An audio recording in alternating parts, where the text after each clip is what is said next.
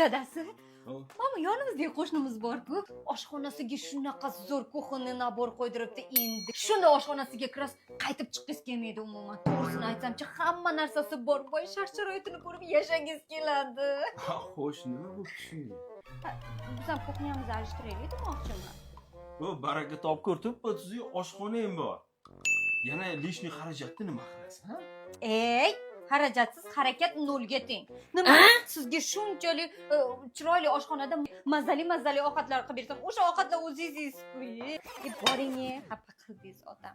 Shoshma, bo'pti, ko'ndirding. Eng zo'r kuxnya saniki bo'ladi, o'ylama. Tinchlikmi, kiyinyapsan? Dadasi keldingizmi? Haligi, bugun restoranda ovqatlanaylik. Baraka topkur, kechagina kuxnyangni boshdan oyoq yangilab bergan bo'lsam. Nima qilibdi?